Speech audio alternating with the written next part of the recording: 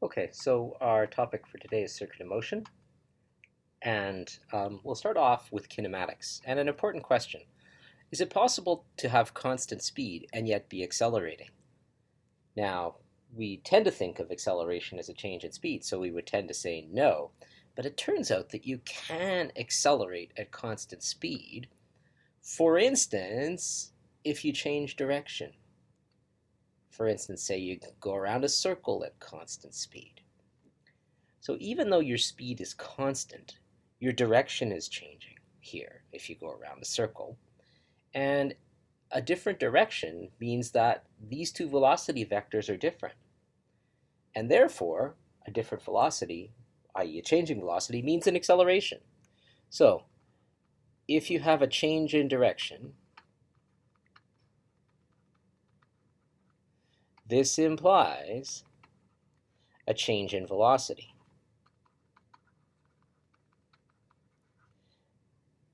Which implies, of course, there is acceleration. So even though you have constant speed going around in a circle, you are still accelerating because your direction is changing. And we can just highlight that again here in the text. Now, that's the most important thing to realize. When you're going in a circle, even if you're going at constant speed, you're accelerating. Now, acceleration is a vector. We should think about the direction. Well, one way to get the direction is just by using vector kinematics and saying, okay, an acceleration is a velocity change over time. So let's find that velocity change and then divide by time. So here's a picture. We're looking at the object in two sort of adjacent locations. Here it was initially, that's the initial velocity vector. Here it was just a little bit later, that's the final velocity vector.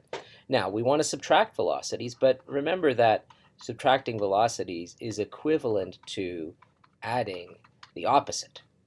And really, I should have vector signs on top of all of these because I'm about to do a vector addition. So here was the final velocity, and I've sort of recopied the vectors over here. So here you've got VF, and then this is minus VI. So we're going to take that minus VI vector and we're going to add it, sort of using a head-to-tail technique here. And we see that the sum of those two, VF plus minus VI, which is the velocity change, has a direction that is pointed towards the center of the circle, i.e. is in the inwards direction. So we make the conclusion that the acceleration vector is in the inwards direction. So thus far we found that an object going in a circle is accelerating because the velocity is changing, and using a graphical vector argument, we said that acceleration vector must lie inwards. Now, there are some reasons why that seems troubling for us, because most of our experience when we're going around in a circle is outwards. Here's a little demonstration activity that we'll do in class. Here is a picture of us viewed from above driving around a corner, and we'll do this in class to explain why the effect is seemingly outwards. But for now, let's just rest on our vector argument and say, okay, the acceleration is actually inwards. That's just more of trying to reconcile that. So, an object moving in a circle is accelerating, and the acceleration's inwards. Well, what is the acceleration? Well, clearly the acceleration has to be proportional to speed. This is a little proportionality symbol, a Greek letter alpha, because if we look at, say, an object going around in a circle at a slow speed, and then an object going around the circle with a greater speed, there's more velocity change in this picture than there is in this picture. So that means there's more acceleration in this picture. So with the greater velocity, there's greater acceleration. Next, how does it depend on radius? Well, with a larger circle, the rate of change of velocity is a lot slower. As the circle's small, there's a lot of change between these two vectors. And so smaller radius must mean larger acceleration. That suggests inverse. I guess I can circle. There's more acceleration here and more acceleration here. So more acceleration with more speed, more acceleration with smaller radius. So it's got to be something along the lines of a velocity over a radius, and it then comes down to units. Well, it turns out that v squared over r has the correct units for an acceleration, because this would be meters per second squared over meters. So that's meters squared per second squared divided by meters, or multiplied by reciprocal meters. So the simplest algebraic expression that has the correct units for an acceleration is v squared over r. So to summarize then, an object going in a circle is accelerating because the direction changes. The direction of the acceleration vector is inwards, and the acceleration magnitude can be calculated using v squared over r. Now, what we can say about v, well, we know that if you're going at steady speed, it's a distance over time, but there's a special distance if you do a full lap, right? That special distance is called the circumference, and that's given by 2 pi r. And there's a special time for going around a full circle, and that's called the period. Now, period, we know, is related to frequency. It's actually the reciprocal of frequency, and we can see that from the units because period is in seconds, frequency is in hertz, which is reciprocal seconds. Here's our first circular kinematics example then. These are the key results. Accelerations v squared over r, and v is 2 pi r over the period. Let's apply those in this example. So here we have an object going at 4 meters per second, uniform circular motion. Here's its acceleration, 2 meters per second squared for 3 seconds. What's its final speed, and how far did it go? Pause the video and try this. Okay, so hopefully you tried this. Now, your first inclination might be to say, okay, let's just use our old kinematics relation. We know the initial velocity was 4, the acceleration is 2 meters per second squared, and the time is 3 seconds. And so you might be tempted to say that the final velocity is 6. That is incorrect. In fact, a careful reading of the problem says it's in uniform circular motion. That means the speed is constant. It's not changing in speed, it's just changing in direction. So the final and initial speeds are the same. For the distance, it's just the product of speed and time. So it's 4 meters per second times 3 seconds. It went 12 meters around the circumference of that circle. Now going back to this, the speed is constant, but we're accelerating. Well, remember, this acceleration is a changing direction acceleration. It's not a changing speed acceleration. And that is what happens when you're moving in a circle. So circular motion, then, the kinematics of circular motion is a little different. There's a couple of strange things about it. First of all, even if you're going at constant speed around the circle, you're still accelerating. Second of all, your acceleration vector is not constant either, because clearly pointing inwards means the acceleration vector is going to change as the object moves from here to here.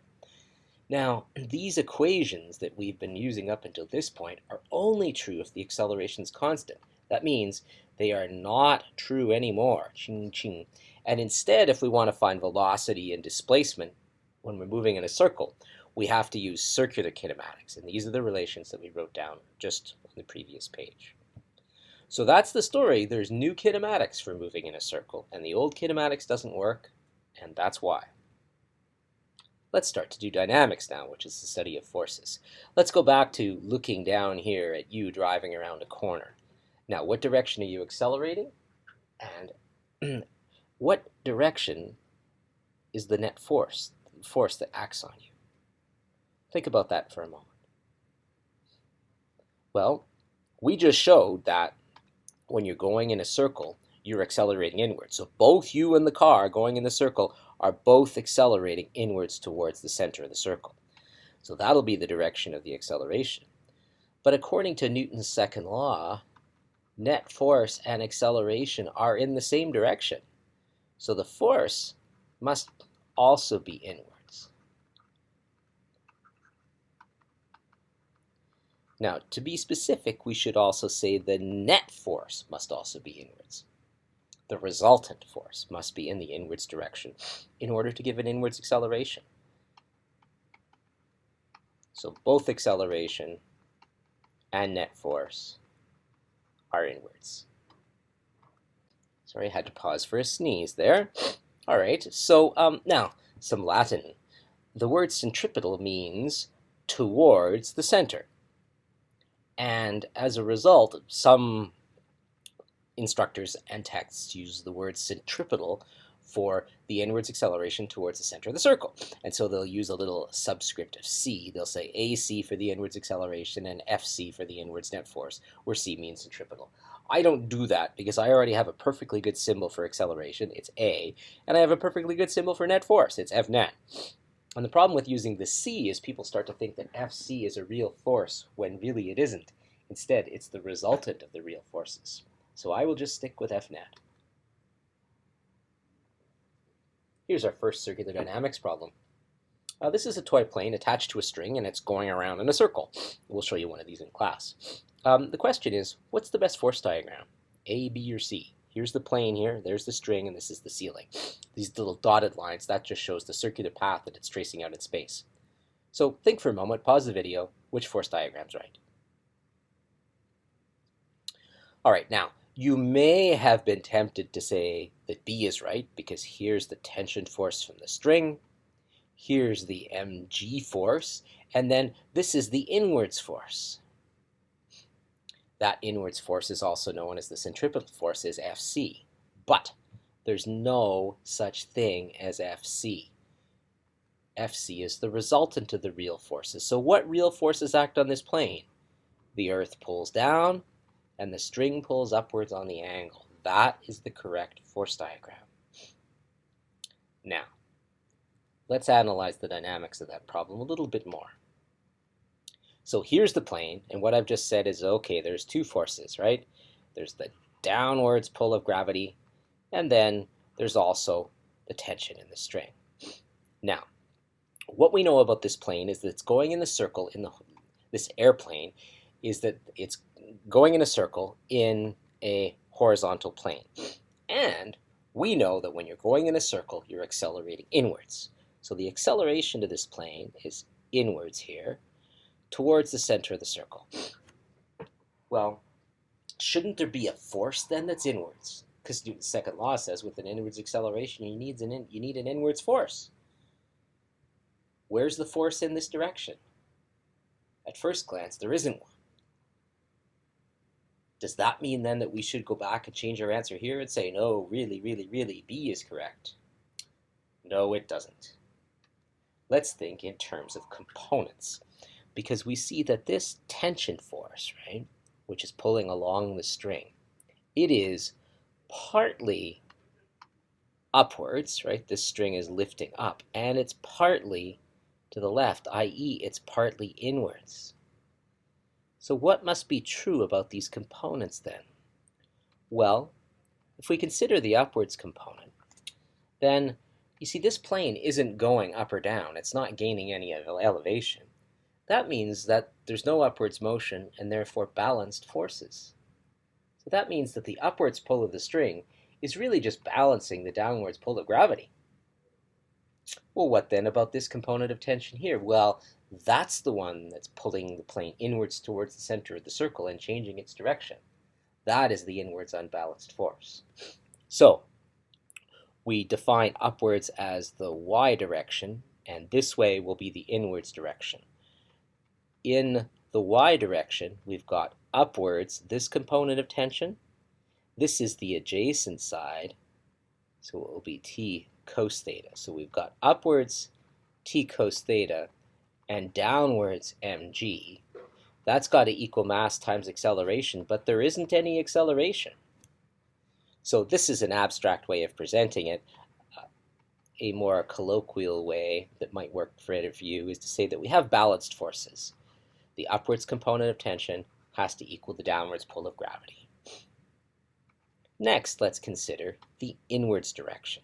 Now, in the inwards direction, there is a net force. There is an unbalanced pull from the string, and that's the only force acting in the inwards direction. That's t sine theta. So that's got to equal the mass times the inwards acceleration. But the inwards acceleration, when you're moving in a circle, is v squared over r. So that force equation, or these two equations, describe the dynamics of this plane. And, given values, you could solve for various things like the chord tension or the angle or the mass, the velocity, radius. It's just a math problem now. Let's try another problem. Here we are. Now, this is just a mass going around in a circle. So there's some sort of post in the center, and then there's a string, and then this mass is like that. So if we look at it in side view, let's draw that again, sorry. If we look at it in side view, it sort of looks like that. So again, it's a dynamics problem. We should start by drawing the forces that act on the object. So there's going to be the Earth pulling down, looking at it here in side view, the surface pushing up, and those are just going to cancel each other out. And then here we've got the inwards pull of the string. So let's now consider, again, the dynamics. So in the y direction, let me label these forces. This is normal force, the surface pushing up, mg, the Earth pulling down, and this is the tension in the chord. So in the y direction, we have upwards normal force, and we have downwards weight. Net force is always equal to ma, but the acceleration is 0 in this case. This ends up being equivalent to the simple statement that the normal force and the weight are balanced with each other. In the inwards direction, well, we know we're going in a circle, so we know we're accelerating, so there must be an inwards net force. It's the tension in this case.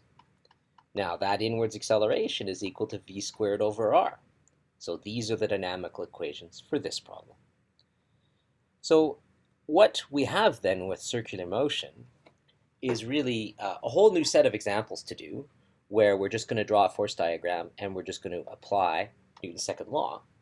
And we're just armed with this new circular kinematics, the idea that the acceleration is v squared over r. Here is a similar sort of flat circle, but this is a car driving around the flat circle. Again, there'll be an upwards normal force and a downwards weight. There's no string attached to the car that makes it turn. What makes it turn is the force of friction from the wheels. Okay, so just pause the video and try and write down the force equations for the y direction and the inwards direction.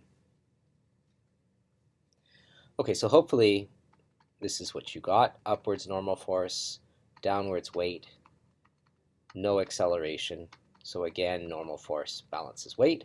Then in the inwards direction, we have the force of friction that's got to equal ma, but of course the acceleration is v squared over r. Recall, of course, that friction is proportional to normal force, and so these three equations govern the dynamics of this problem.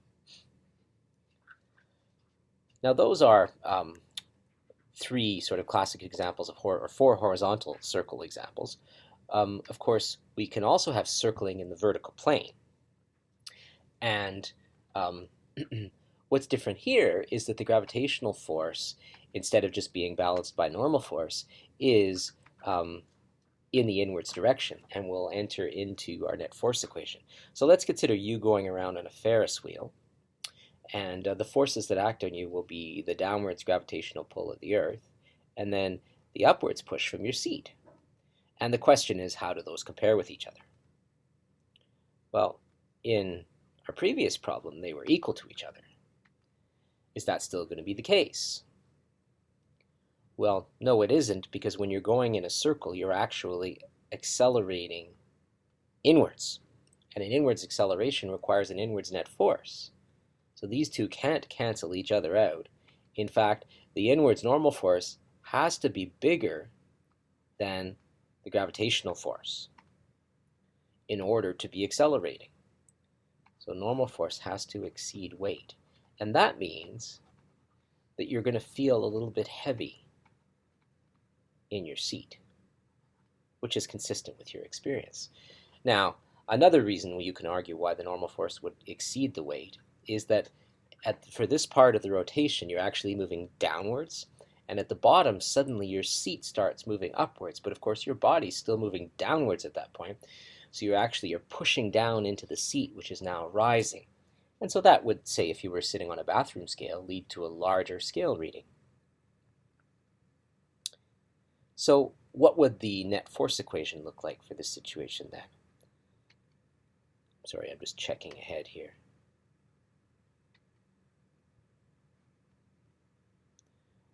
Yes, so let's write the net force equation. So in the inwards direction, well, inwards towards the center of the circle is normal force. The gravitational force is opposite in the outwards direction. So that is the net inwards force. We subtract because they're opposite. We know that you take the bigger one and subtract the smaller one. That's got to equal mass times acceleration. Acceleration when you move in a circle is v squared over r.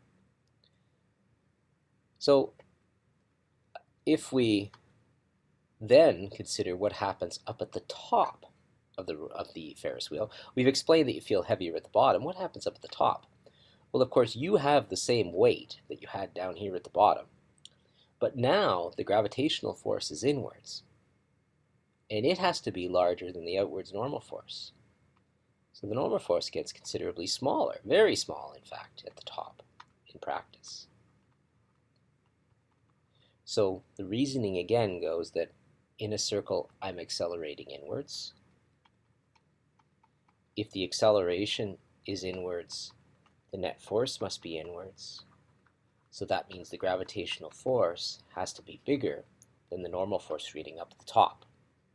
The opposite was true at the bottom. At the bottom, you'll recall, we had a really large normal force.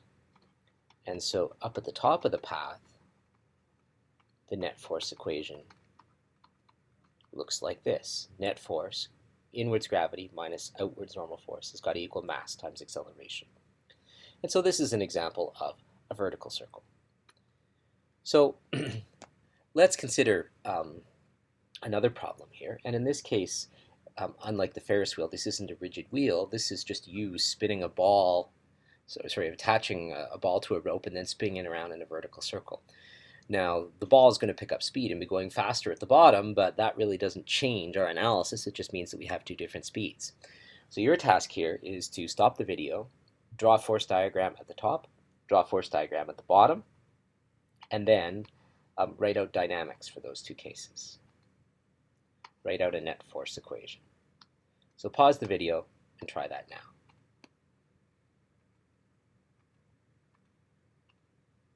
Okay, so up at the top, the rope must pull inwards from the end, and there's a gravitational force on the object. Down at the bottom, we have the same gravitational force, but in order to have a net inwards force, the tension must be bigger than gravity, and so it will look like that. So again, mg is the same at the top and the bottom, but this tension 1, I guess we'll call it, and this tension 2 are not the same. Tension 2 must be bigger than the weight here to have an inwards net force. So the dynamics in the inwards direction here, we have two forces. They're both inwards. So we will add them to get the net. And that has to equal the mass times the acceleration. Here, the inwards net force will take the inwards tension and subtract the outwards weight and set that equal to mass times acceleration, where we've used subscripts to say, okay, the speed at the bottom here is different from the speed at the top. Now, at this point, we will stop, and then in class we'll pick up another few examples of both horizontal and vertical circles.